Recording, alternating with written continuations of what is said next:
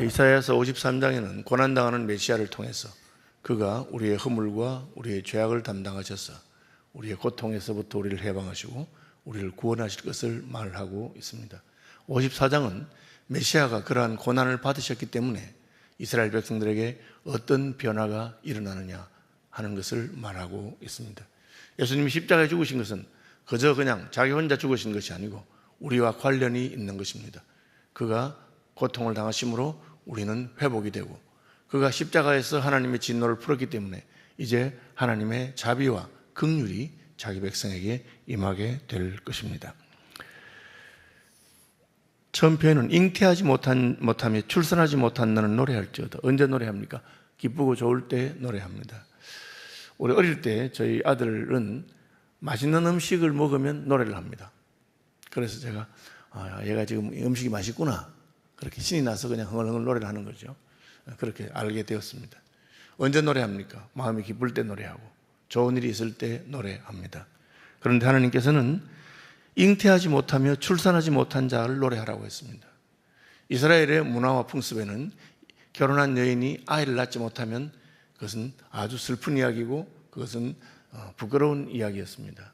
그래서 남편이 아무리 자기를 사랑해도 아들이 없었던 한나는 나는 마음이 슬픈 여자라 그렇게 말했습니다. 나는 마음이 슬프다. 왜? 자식이 없기 때문에. 그런 문화에서 하나님께서는 아기가 없는 여자에게, 잉태하지 못한 여자에게, 출산하지 못한 여자에게 노래할 것이라고 말하고 있습니다. 하나님께서 아니 제가 지금 노래할 형편도 아니고 기쁜 것도 아닌데 왜 노래하라고 하십니까? 하나님께서 하라고 하실 때는 하나님께서 책임지겠다고 하는 뜻이 포함되어 있습니다. 한나가 제사장을 통해서 들려진 음성을 하나님의 음성을 듣습니다. 여호와께서 너를 권고하시길 바란다. 그러면 한나가 슬픈 기색을 싹 지우고 그냥 집으로 돌아갑니다. 여호와께서 한나를 생각하시니까 한나는 바로 잉태하게 되었습니다. 이는 홀로 된 여인의 자식이 남편 있는 자의 자식보다 많음이라 여호와께서 말씀하셨느니라. 왜 홀로 되어서 남편을 잃었고 잉태하지 못하는 여자에게 노래하라고 합니까? 하나님께서 노래하도록 해주겠다. 너에게 후손을 줄 것이다. 하나님께서 그렇게 말씀하신 것입니다. 그냥 후손이 아니고 내 장막터를 넓히며 집을 넓히란 겁니다. 집의 넓이는 뭐가 관련이 있습니까? 식구들의 숫자와 관계가 있습니다. 그렇죠. 제 친구 목사 하나가 이제 올해 은퇴인데 은퇴하면서 자기가 살 집을 구했는데 그래 집 구하셨어 하니까 구했대요. 그런데 제가 그 말을 듣고 속으로 너무너무 아이고 바보 같은 짓을 했구나 했습니다. 어디 55평짜리 아파트를 구했대요. 그래서 제가 아이고 영감 할머니 둘이 살면서 55평이면 이제 청소한다고 죽을 마실 거다. 처음에는 뭐 기분이 좋았는지 모르겠지만 이제는 줄여야 될 판인데 그렇게 하는구나. 속으로만 생각하고 말은 안 했습니다. 지방이니까 그래 얼마에 샀어? 2억 4천만 원. 그래서 제가 24억 아니고 그러니까 싸니까 그렇게 했는 모양인데 돈이 문제가 아니고 사람이 작아지면 자녀들이 출가 안 하면 집이 좁은 게 좋습니다. 식구가 많아지면 집이 넓어야죠. 하나님께서 장막터를 넓히라. 애도 없는데 식구가 많아질 것을 말하고 계십니다. 처소에 휘장을 아끼지 말고 널리 펴라. 같은 말이죠. 너의 줄을 길게 하며 너의 말뚝을 견고해라. 그 이유가 나옵니다. 이는 내가 좌우로 퍼지며 내 자손은 열방을 얻으며 황폐한 성읍들을 사람이 살 곳이 되게 할 것이라. 하나님께서는 지금은 외롭고 자녀도 없는 그 여인에게 내가 너를 도와주겠다. 내가 개입하겠다. 그렇게 해서 숫자가 많아지게 하십니다. 아브라함은 자식이 없어서 나이가 100살이 됐는데도 자식이 없는데 하나님께서 99세에 찾아오셔서 내년 이맘때에 사라가 아이를 낳을 것이라고. 사라는 89세인데 하도 기가 막혀서 사라 웃으니까 왜 웃나? 안 웃었습니다. 왜 웃었잖아. 여호와께 능치 못한 일이 있겠느냐? 그리고 1년이 지났을 때 사라는 이삭을 낳게 됩니다. 그리고 그 이삭 한 사람을 통해서 큰 민족을 이루게 되는 역사가 있습니다. 하나님께서 하시겠다는 것이죠. 하나님께서 전에 슬픈 자에게 위로를 주십니다. 두려워하지 말라. 내가 수치를 당하지 아니하리라. 놀라지 말라. 내가 부끄러움을 보지 아니하리라. 아니, 식구도 없는데 집부터 느리고 죄들은 많은 거예요 지금. 그렇게. 그런데 조금 있으니까 사람들이 버글버글하고 식구들이 늘어났습니다. 아, 그래서 집을 내리는가 보다. 두려워할 것 없습니다. 하나님께서 수치를 당치 않게 해주시고 하나님께서 높여 주실 것이라고 말합니다. 이는 너를 지으신 이가 내 남편이시라. 남편이 없는데 하나님이 남편이 왜 없어? 내가 너의 남편이다. 수가성 우물가 여인에게 예수님께서 생수를 주겠다 하니까 나도 그 생수를 마시고 싶습니다. 예수님 하신 말씀이 남편 데려와 봐라. 남편 데려와 봐라. 그렇게 하니까 남편이 없습니다. 그러니까 네 말이 맞다. 너 남편 5명 있었잖아. 다 헤어졌습니다. 지금 데리고 있는 사람도 네 남편 아니다. 그냥 동거하고 있다. 그러니까 깜짝 놀랐어. 이제 보니 선지자십니다. 그 여자는 6명의 남자가 있었지만 다 자기 남편이 아니었습니다. 남편 노릇하는 사람 없었습니다. 이제 7번째 남편, 참된 남편이신 예수께서 내가 너에게 생수를 주고 너의 필요한 것을 주고 내가 너의 남편이 되겠다. 그렇게 말씀하신 것이죠. 이는 너를 지으신 이가 내 남편이시라. 하나님께서는 우리의 남편이 되어주십니다. 책임져 주신다는 뜻이죠. 특별히 이 고대의 이스라엘의 문맥에서는 여인의 형편이 남편에 의해서 좌지우지 됩니다. 남편 잘 만나면 자기 인생이 망치는 건데 여호와께서 내가 너의 남편이 되어주겠다. 그의 이름은 만군의 여호와이시며 내 구속자는 이스라엘의 거룩한 이시라. 그는 온 땅의 하나님이라 일컬음을 받으실 것이라. 구속자 속이라고 하는 말은 돈을 주고 몸값을 지불하고 데려왔다는 뜻입니다. 팔려갔어도 몸값을 지불하고 자유를 주는 것이고 그는 온 땅의 하나님이라. 이 말은 고대인들은 자기 지역에만 하나님이 있다고 생각했습니다. 그래서 아람 장군 나아만이 이스라엘에 와서 자기 병이 고친 다음에 요단강에서 7번 씻고 병을 고친 다음에 이스라엘의 땅 흙을 좀 가져가겠다. 왜? 자기를 고친 하나님은 이 땅에 이 흙에 있다고 생각했기 때문에. 그런데 하나님은 그렇지 않습니다. 고대의 모든 신들은 부족신이고 지역신이고 그 땅의 신입니다. 그러나 하나님은 그렇지 않습니다. 천지와 만유를 지으시고 온 땅의 하나님이시라. 그래서 이스라엘 백성들이 바벨론의 포로로 잡혀와서 자기들의 땅을 떠났을 때 세속적으로 생각하면 끝난 겁니다. 자기들의 신이 있는 땅을 떠나서 먼 곳으로 옮겨졌기 때문에. 그러나 하나님은 그곳에도 계셨습니다. 그 이야기를 하고 있는 거죠. 그러니까 어디 있든지 신경 쓰지 마라. 내가 바벨론으로 포로로 잡혀가든지 말든지 내가 책임져 주겠다. 그렇게 말씀하는 것입니다. 여호와께서 너를 부르시되 마치 버림을 받아 마음에 근심하는 아내 곧 어릴 때에 아내가 되었다가 버림받은 자에게 함과 같이 말씀하실 것이라. 옛날에는 좀 일찍 시집가는 어린 애를 그냥 시집을 보내고 그리고 크면 이제 부부관계도 하고 그렇게 하는 그런 어릴 땐 부려먹다가 근데 어릴 때 시집 갔는데 남편에게 사랑도 하나도 못 받고 소박을 받고 쫓겨났다.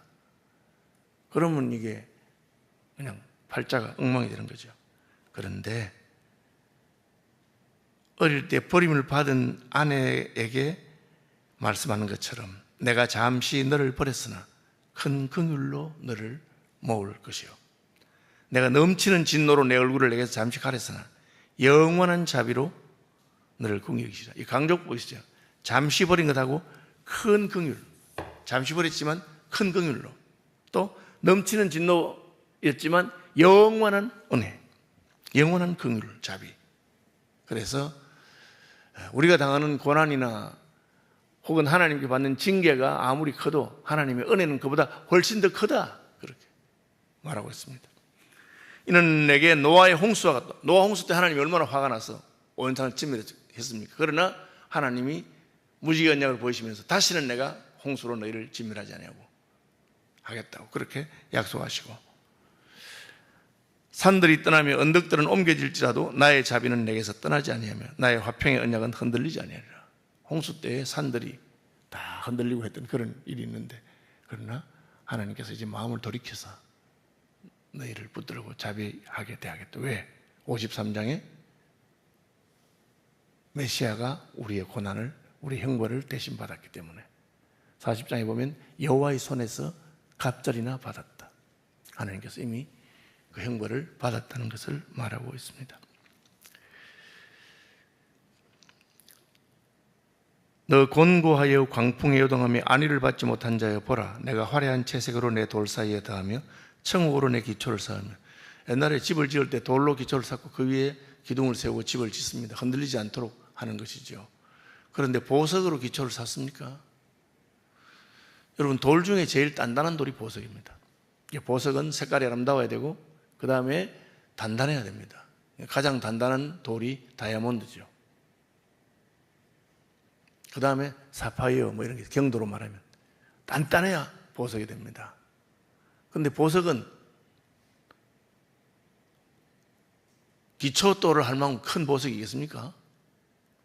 여러분, 한옥 지을 때 밑에 이렇게 돌로 이렇게 딱 기초를 하는데 그런 보석이 있겠습니까? 혹 있죠. 옥 같은 거는 큰 옥광산에 큰 게 있어요.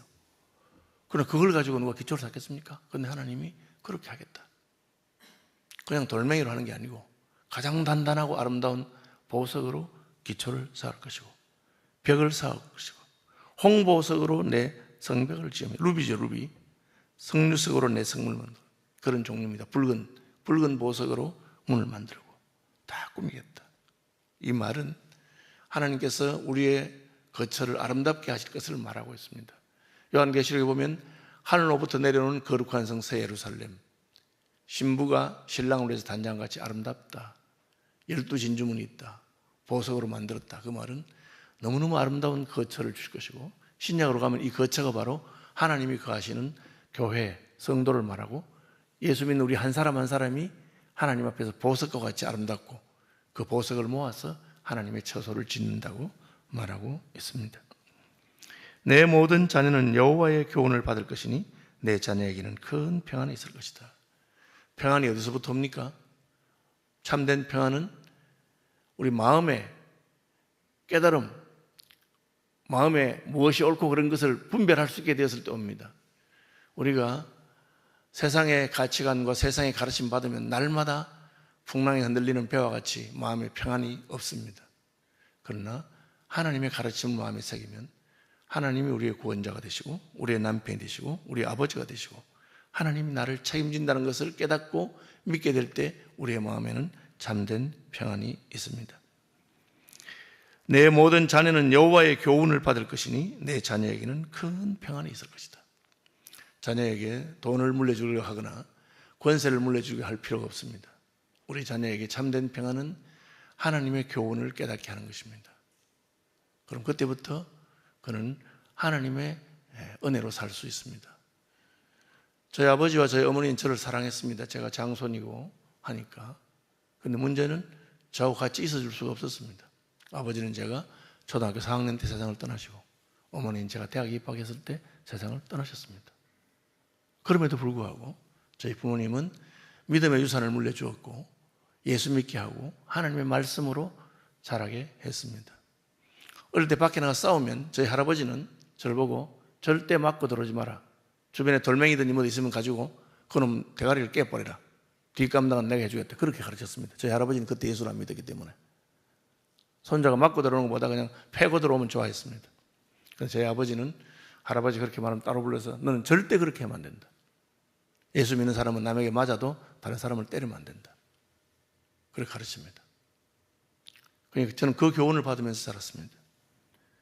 부모님 안 계셔도 여호와의 교훈이 제게 평안을 주고 저를 이끄시고 책임지게 합니다. 자식에게 돈을 줘도 그 돈 다 떨어지면 어떻게 하겠습니까? 그러나 신앙을 물려주고 하나님의 말씀의 교훈을 가르치면 하나님의 말씀의 교훈이 그를 인도하고 평강 가운데로 가게 합니다. 너는 공의로 설 것이며 학대가 내게서 멀어질 것인즉 내가 두려워하지 아니할 것이며 공포도 내게 가까이 하지 못하리라. 이스라엘을 두렵게 하는 자들이 많았습니다. 바벨론과 아수르와 애굽과 큰 군대들이 와서 여러분 전쟁이 나면 백성들은 괴롭습니다. 더구나 작은 나라들은 너무너무 힘들고 어렵습니다. 그런데 하나님께서 지켜줄 것이다. 보라, 그들이 분쟁을 일으킬지라도 나로 말미암지 않은 것이니 누구든지 너와 분쟁을 일으키는 자는 너로 말미암아 패망하리라. 하나님께서 하나님이 허락이 없이는 결코 당하지 않도록 해준다는 거죠. 우리나라가 북한이 지금 핵무기를 가지고 있고 세계에서 제일 강한 나라 몇 개, 미국, 러시아, 중국, 일본, 그런 국제관계 속에서 우리가 어찌할 바를 모르고 있습니다. 누가 우리나라를 지킵니까? 하나님께서 지키는 것을 믿으시기 바랍니다. 60만 국군도 아니고 우리나라에 와 있는 미군도 아니고 하나님이 우리를 지키시고 보호하십니다. 우리는 그것을 믿습니다. 보라, 숯불을 불어서 자기가 쓸만한 연장을 제조하는 장인도 내가 창조했고 파괴하며 진멸하는 자도 내가 창조했다. 이 말은 하나님이 뒤에 계시다는 거죠. 무엇을 만드는 사람이나 그것을 부수는 사람이나 하나님 손에 달려 있습니다. 하나님 허락하지 않으면 안 됩니다. 70년간 휴전 아닙니까 우리가? 그런데 아직까지 전쟁이 나지 않습니까? 하나님 허락해야 되는 것이죠. 하나님께서는 자기 아들을 우리를 위해서 주심으로 우리를 구원하시고 그때부터는 내가 너희를 책임질 테니까 너도 너의 생명과 모든 것을 내게 맡기라, 그렇게 하십니다. 맡길 수가 없어요. 우리 믿음이 없어서 불안하기 때문에. 그러나 여러분 믿고 하나님께 맡겨버리면 그때부터 하나님의 평강이 있습니다. 맡기면 어떻게 됩니까? 맡기다가 내가 원하는 대로 안 되면 어떻게 합니까? 그것까지 맡겨버려요. 죽든지 살든지 하나님이 죽이든지 살든지 맡겨버려요. 그럼 하나님께서 책임질 줄로 믿으시기 바랍니다. 하늘에 계신 우리